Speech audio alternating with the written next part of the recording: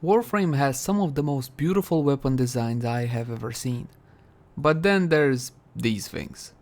Hey guys, hello and welcome back. As always, my name is Laser, and today we're gonna be diving deeper into this Mastery Rank 9 secondary weapon, the Pox. I'm gonna be covering a cheap build, something affordable that anybody can build, but of course we also have the classic endgame setup with a Riven. That being said though, please keep in mind that my builds and guides follow a new player friendly approach. Simply because there's a lot of info here and I want anybody watching to understand how the weapon functions and how it should be built. So if you're a veteran of the game and already know most of the stuff, you can either skip ahead or have a bit of patience. And with that out of the way, let's jump into the Pox. Let's begin by having a look at how the weapon behaves without any mods equipped. And you know what? I have a personal challenge this time for me. I'm gonna try to get through the entire video without any edits, so bear with me on that one. The Pox is a throwing weapon, a secondary throwing weapon, and you have to contend with the travel time and the drop off of the projectiles as well. Upon impact, you will be dealing impact damage, and the Pox will leave behind this noxious cloud. I have searched for the area of the cloud. I haven't found any reliable info, but from testing, it looks to be 5-6 meters, something like that. The cloud will deal damage every second for 4 seconds. You do have a guaranteed toxin proc upon impact, in addition to the weapon status chance and whatever elemental combo you built on it, so bear that one in mind. As for the negatives on the weapon, you have 4 shots, then you have to reload, and that is a bit of a pain. Not only that, but the ammo reserve is only 20, and that's pretty much it. Let's jump into stats to see precisely what we're dealing with. Mod capacity is going to be 60 out of 60, and if your Pox has only 30 out of 30, then jump into actions and install the Auto King Catalyst. This one can be found from alerts, invasions, or if you're lucky, from the daily sortie, and you can also pay 20 plat to have this one plugged in. Next, my weapon has been formatted a total of 3 times, but this was done only for the purpose of testing. For the weapon builds, I'm recommending you guys 2 format should do it. That is because the Pox by default does come with 2 V symbols or Madurai symbols. Normally on any weapon, this is the symbol we're more often than not looking for, V symbols. Accuracy is 100, which is fantastic. Unfortunately, we can't really make use of Magnum Force. Now, this one fully maxed out will give you 66% extra damage at the cost of 33% accuracy.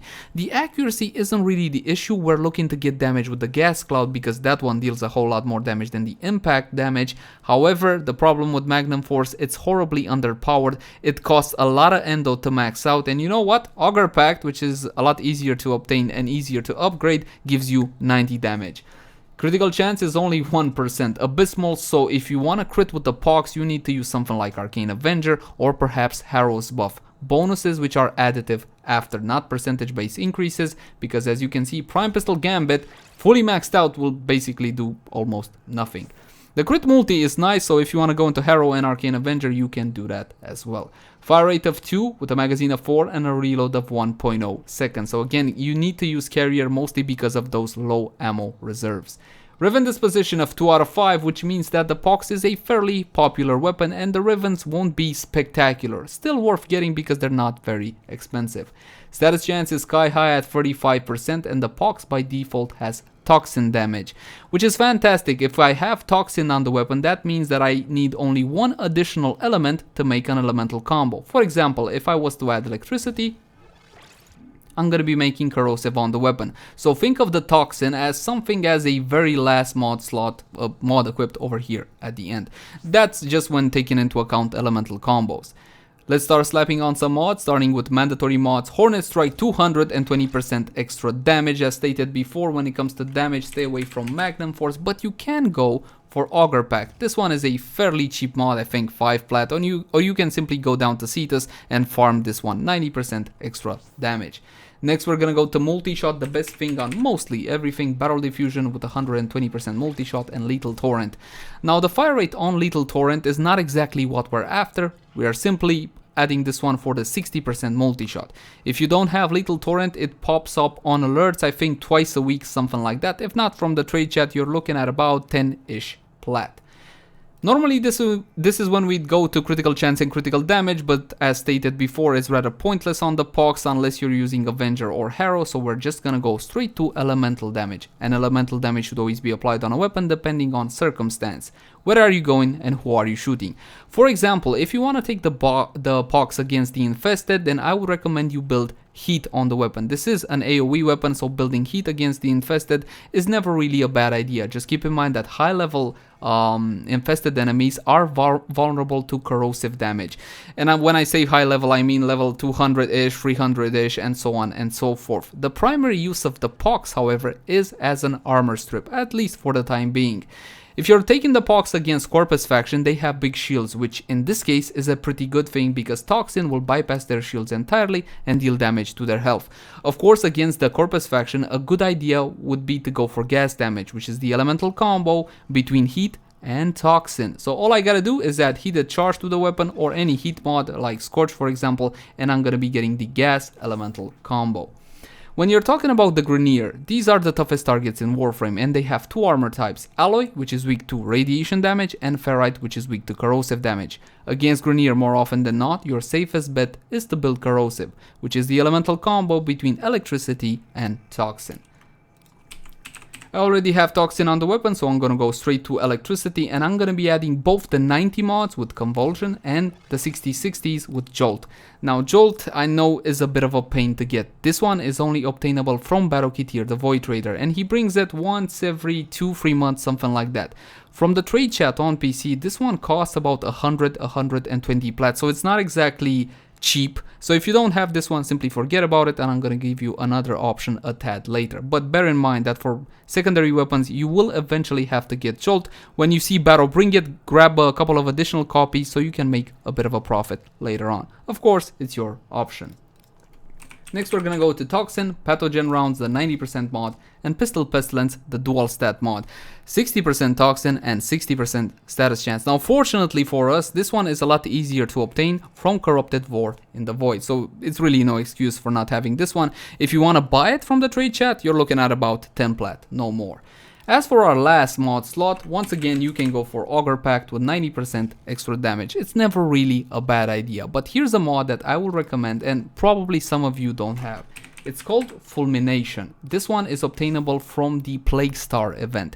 Improves the blast radius of secondary launcher weapons plus 24% blast radius.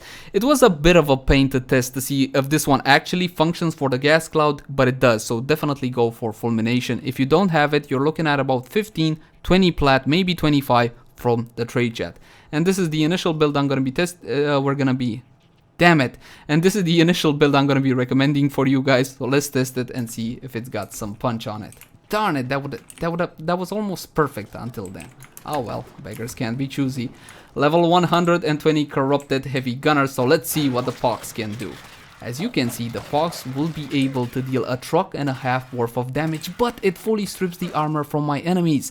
Now when that happens, my bonus from corrosive, that 75% extra damage I deal versus corrosive, disappears completely. So that's a bit of a pain. What can I do to mitigate this? Well, I can leave it alone and simply use my primary to finish off the target, or maybe a melee weapon or something like that, or I can build another elemental on the weapon. When you fully strip the armor from these targets, all that is left is cloned flesh, and against cloned flesh you can build something like heat. So let's try it with a little bit of added heat to see if we get slightly better results. What can I drop? Well, I can drop Fulmination, but again, I don't recommend you drop it. Again, this one brings a real benefit to the weapon, that increased blast radius. But let's say that you don't like Fulmination, you can simply drop it and add Heated Charge. And this will be a pretty good opportunity to explain that elemental combos are always 2x2 with the priority from top left to bottom right. So as you can see right now, I have radiation together with toxin. That is because heat is getting combined into electricity from convulsion. So if I want the elemental combo I stated earlier, all I gotta do is swap out convulsion together with the heated charge, and never mind that, here we go. Heat together with corrosive. Again, keep in mind 2x2 with the priority from top left to bottom right, and I got corrosive and heat on the weapon. Let's test the weapon out like this to see if it gives better results. Once again, the heat will come into play only after the armor has been fully stripped away. Heat doesn't have any modifier against ferrite armor. It doesn't deal any extra, it doesn't deal any less. For example, if I was gonna go to blast damage, that has a negative damage modifier when it comes to ferrite armor. but after the armor has been fully stripped away from my targets, my heat will be coming into play and dealing 25% extra damage. So you can build something like this. So as you can see, it is fairly potent and my targets are getting absolutely bloody murdered. But I'm out of ammo, completely out of ammo, and that is the issue of the Pox. Once again, going to Carrier or Carrier Prime together with Ammo Case. And that's pretty much gonna do it for standard builds. Next we're gonna go into a Riven setup, and I paid 50 plat for this one. Pox Vexiata. Electricity and damage with minus damage to Grenier.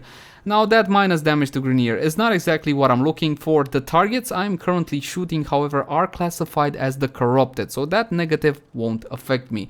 Electricity, of course, will be getting combined into corrosive, and the extra damage is never really a bad thing, unless you're using 957 chroma. Even then, it's not a bad thing, but bear that one in mind. If you're looking for the ideal Pox Riven, then I would recommend damage and multi-shot above everything else. That's how I see the ideal Riven, damage multi-shot with a solid, or better said, harmless negative. And we're going to be testing the weapon out like this. It's a full corrosive build with 11,436. Now that is definitely something specific. No, special. Yep, special. Same targets as before, and let's see what kind of a difference does a Dispo 2 Riven make. When it comes to Disposition 2, you're not going to be seeing fantastic values. You're not going to be seeing something like 300% multi-shot and all whatnot. But as you can see, it does make a difference, and the targets are getting absolutely murdered.